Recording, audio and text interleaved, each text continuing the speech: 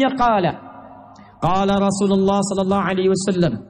Satu masa Rasulullah SAW pernah bersabda, bima makna sayakunu fi akhiri ummati.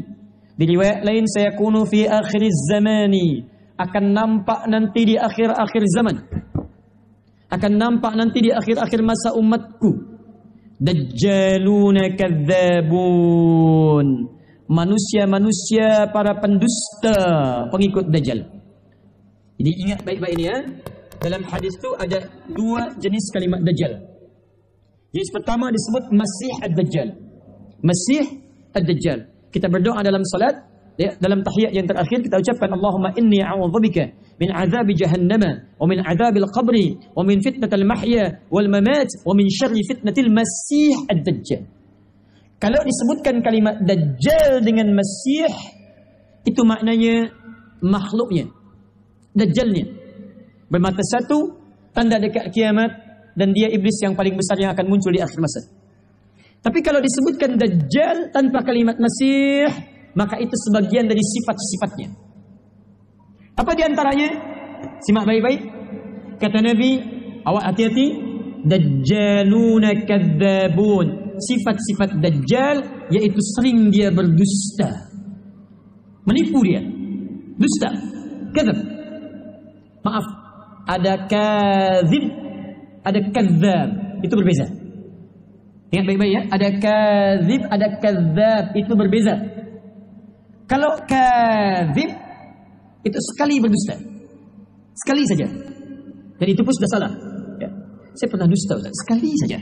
Ada salah. Ya dosa pula sama. Ya. Awas, kalau dia berkali-kali berdusta, maka berubah kalimatnya dari kadzib jadi sigah mubalaghah. Superlatif. Jadi kadzab, kadzab. Kata Nabi, di akhir masa ini akan ada nanti orang yang punya sifat-sifat Dajjal, yaitu terbiasa dia berdusta. Bukan sekali berdusta, tapi dusta itu jadi hobi buat dia. Hobi dusta. Kalau sekali nggak dusta, nggak nyaman hidupnya. Sila perhatikan kalimat Nabi SAW. Akan tiba di akhir masa nanti orang-orang yang kalimatnya menarik, retorikanya cantik, gelarnya pintar-pintar, tapi membawa keyakinan, membawa cakap, membawa informasi yang membuat kita bisa keheranan. Ada orang itu sekarang? Ada. Adalah pahamnya. Ada yang namanya liberalisme. Mohon maaf, ada yang pertama tadi pluralisme, menjadikan semuanya seperti sama. Ada liberalisme. Liberalisme itu pengen bebas semua. Mohon maaf ya, sila buka di kitab suci manapun. Sejak kejadian masa Nabi Lut alaihi salam, dengan dihancurkannya kaum liwat yang Bani Sodom itu, dihancurkan, dalam setiap kitab suci tertuliskan bahwa maaf, lesbian, homoseksual itu dilarang. Bahkan Rusia saja yang mempraktikkan komunisme sekarang mengesahkan undang-undang di pemerintahan mereka yang melarang homoseksual, lesbian. Itu dilarang di Rusia. Sekarang coba lihat. Tiba-tiba ada orang di akhir masa mengatakan kalimat-kalimat yang luar biasa. Kamu homo ya? Ya, itu fitrah kamu saat dilahirkan. La quwwata illa billah. Fitrah kamu.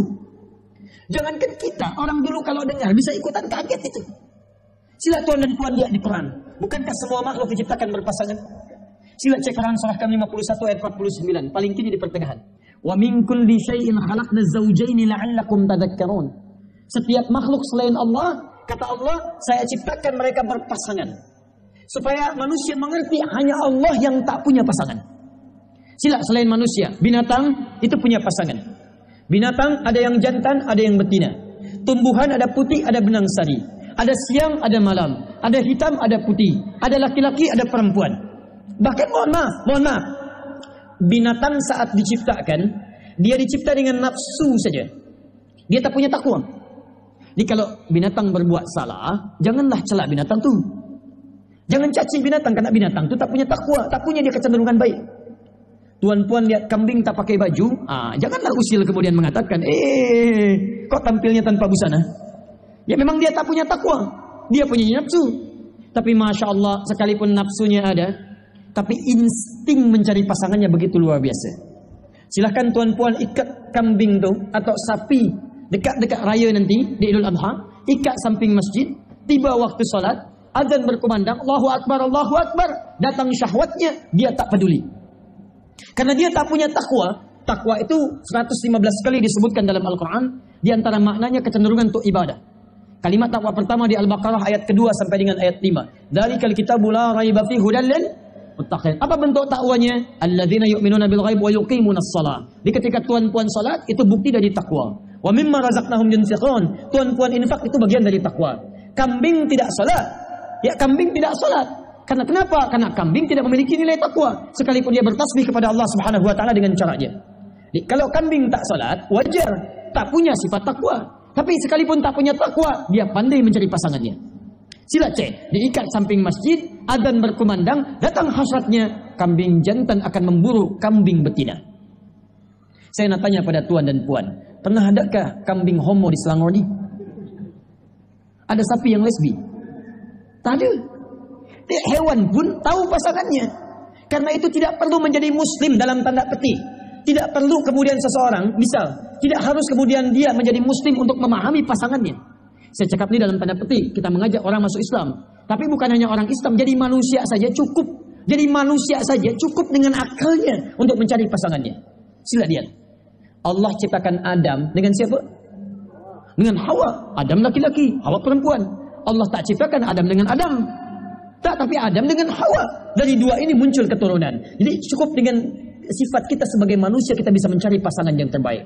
Tiba-tiba ada umat di akhir masa mengatakan LGBT itu fitrah, homoseksual itu fitrah, lesbi itu fitrah. Ini kata Quran. Pemahaman semacam ini yang akan muncul di akhir masa itu lebih berbahaya daripada godaan iblis. Bahaya. Kenapa? Ada orang digoda oleh iblis, dia musyrik. Ketika dia musyrik,